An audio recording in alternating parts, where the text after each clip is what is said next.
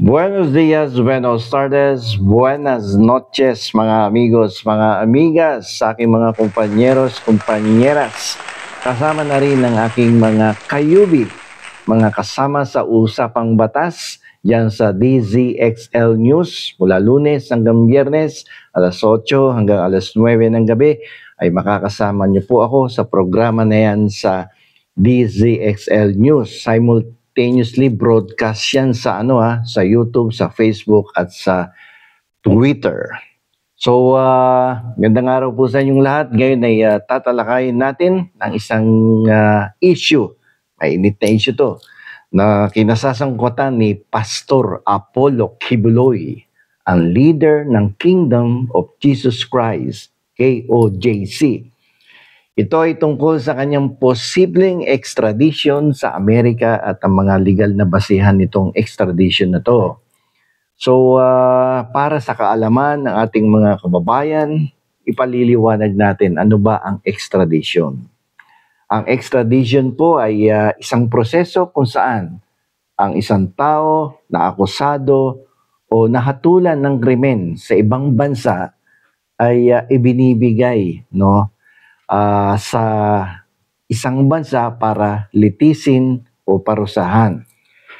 Ito ay karaniwang nakabatay sa mga treaty or kasunduan sa pagitan ng mga bansa. So dapat may treaty dito, may extradition treaty na tinatawag. So dito sa kaso ni Kibuloy, itong pastor na to ay nahaharap sa mga kaso sa Estados Unidos. Dito kasi may kaso siyang sex trafficking, human trafficking. Dahil dito may kahilingan mula sa US na siya ay ma-extradite upang doon harapin yung mga kaso na yon sa sex trafficking. So, ano ba ang legal na basihan sa extradition? May ilang legal na basihan dito na maaaring magamit para sa extradition ni Kibuloy. Unang-una, meron tayong tinatawag na extradition treaty with the United States of America. May kasunduan ang Pilipinas at ang Estados Unidos tungkol sa extradition.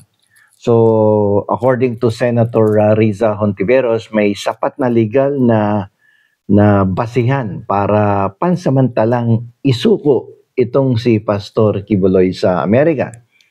At tinukoy niya itong Article 11, Paragraph 1 ng treaty.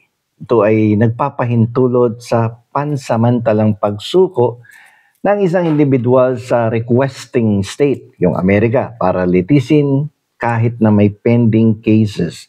Sa Pilipinas, itong si Pastor Kibuloy. So, dahil dito, nagkaroon ng mga argumento. Ang isa sa argumento na pabor o laban sa extradition, unahin natin yung para sa extradition. So, sabi nung para sa extradition, may obligasyon tayo sa ilalim ng tratado, yung treaty. Kailangang harapin ng Pilipinas ang kanyang obligasyon sa ilalim ng treaty sa Amerika. So, para mabigyan ng pagkakataon ng mga biktima sa Amerika na marinig ang kanilang mga hinaing at makamit ang hustisya. Kasi daming naging biktima doon sa Amerika. So dito may iwasan na gamitin ni Kibuloy ang kanyang impluensya sa Pilipinas upang makatakas sa pananagutan. At yun naman laban sa extradition, sabi ng kumukontra, dapat daw hayaan ng mga korte sa Pilipinas na ganap na gamitin ang kanilang jurisdiction sa mga kasong ito ni Pastor Kibuloy bago isaalang-alang ang extradition. So, may karapatan ang Pilipinas na unahin ang sarili nitong mga legal proceedings. So, ang posisyon naman ng ating gobyerno ay ito. So, kinumpirma kasi ni Philippine Ambassador na si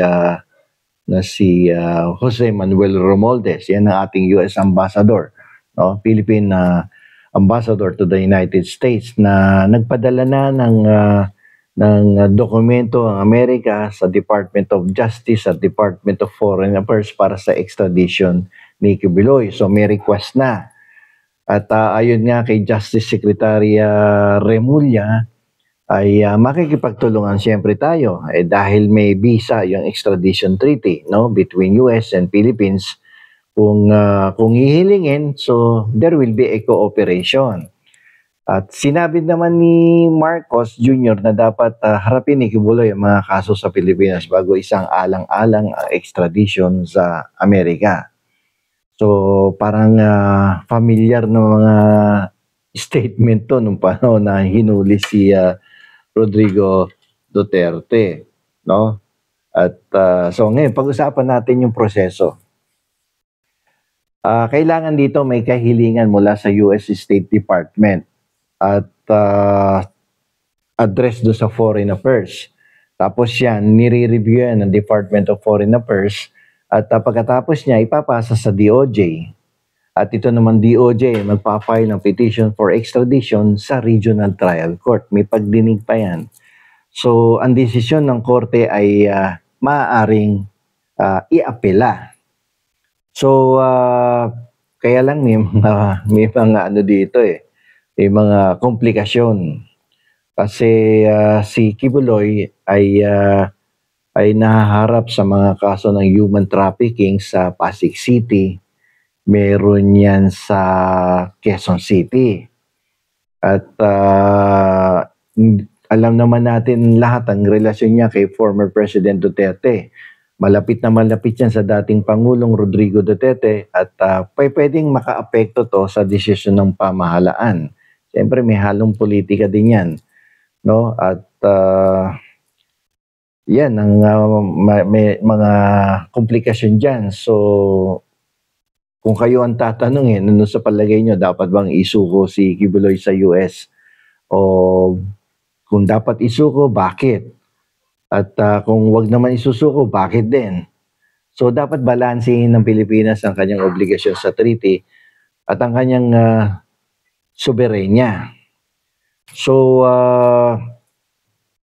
maraming mga possible effect dito, legal effect, itong decision na ito sa relasyong Pilipinas at Amerika. So kinakailangan ay medyo maingat din dito ang ating pamahalaan sa pagbibigay ng desisyon sa extradition case na ito ni Apollo Kibuloy. So sa huli, ang desisyon tungkol sa extradition ni Pastor ay isang malaking pagsubok sa ating sistemang hustisya at sa ating relasyon sa ibang bansa. So kailangan nating timbangin ang ating mga obligasyon bilang isang soberenyang bansa, ang ating mga kasunduan sa international law, at ang pangangailangan na bigyan ng hustisya ang mga biktima. Anuman ang maging pasya ng ating pamahalaan, sana ito ay maging isang hakbang tungo sa isang mas makatarungan at mapayapang lipunan para sa lahat. So bago po tayo magtapos ay nais ko pong anyayahan ng lahat ng aking tagapakinig at tagapanood dito sa Attorney Bueno YouTube channel na sana po ay suportahan nyo ang aming programang Usapang Batas na araw-araw ay ine-ere sa DZXL News mula Lunes hanggang Biyernes alas 8 hanggang alas 9 ng gabi. At ito po ay simultaneously broadcast sa Facebook, sa Twitter, sa YouTube at sa radyong istasyon na DZXL News. Kasama ko po dito si Radyoman Jenny. At dito po sa programang ito na live na ginagawa araw-araw ay pinapadali po naming maintindihan ang mga komplikadong batas na mahirap talagang intindihin. At ito po ay kinokonekta namin sa pang-araw-araw na buhay ng ating mga mamamayan. Hanggang dito na lamang po. Ito pong muli ang inyong lingkod, Attorney Rene Bueno.